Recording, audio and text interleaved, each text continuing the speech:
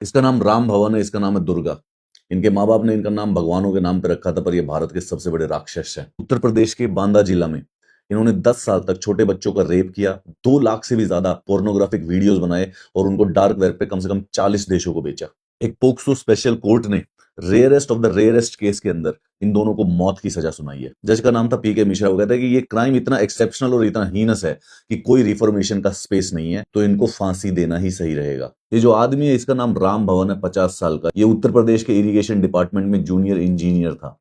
इसी की वाइफ दुर्गावती, ये दोनों के दोनों मिलके छोटे बच्चों को रेप करते थे, child sexual assault pornography videos बनाते थे और उन वीडियोस को इंटरनेट पे बेचा करते थे। 2010 से 2020 तक ये काम करते थे। वेरीफाइड 3 साल से 18 साल के कम से कम 33 विक्टिम आइडेंटिफाई हुए हैं। यानी कि एक इन्होंने 3 साल के छोटे बच्चे का पोर्नोग्राफिक वीडियो बना रखा था। 2 लाख से ज्यादा वीडियोस और इमेजेस 47 कंट्रीज में बेचने के एविडेंस पाए गए। छोटे छोटे बच्चों को ये online game, mobile phone, cash, chocolate लेके उसके लालच में बुलाया करता था। बांदा में रहता था। बांदा के पास इसने चित्रकूट में एक रेंटेड रूम ले रखा। वहीं पर रेप और सेक्सुअल अब्यूज किया जाता था। उनके वीडियोस बनाए जाते थे, उन्हीं को उनको ब्लैकमेल किया जाता था उसी के द्वारा और उन्हीं को बेचा जाता था। 10 साल तक ये चलता रहा, परंतु इंडियन पुलिस या फिर उत्तर प्रदेश पुलिस को इस बात की कोई भनक नहीं लगी थी।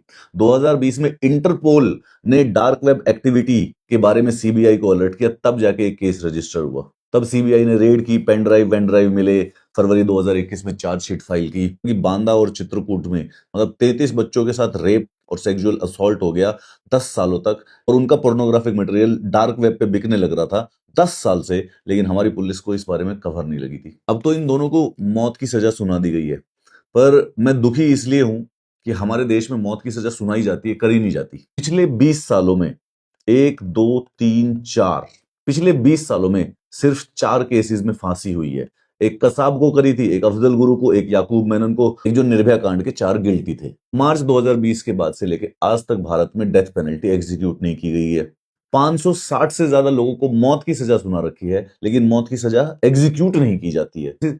ये तो स्पेशल पोक्सो केस है। ये केस अपील होके हाई कोर्ट पे या सुप्रीम कोर्ट पे जाते हैं, तो ये जो मौत की सजा होती है उसको लाइफ इंप्रिजनमेंट में बदल देती है हाई कोर्ट। मुझे अब ये समझ नहीं आ रहा कि इन राक्षसों को इस अपने किए की सजा मिलेगी या नहीं मिलेगी, या लास्ट में आज से 10 साल बाद, 15 साल बाद जब हम सब भूल जाएंगे तो हाई कोर्ट या सुप्रीम कोर्ट का कोई जज रिफॉर्मेशन की 2 फिलॉसफी की बातें करके इनकी मौत की सजा को लाइफ में कम्यूट कर देगा।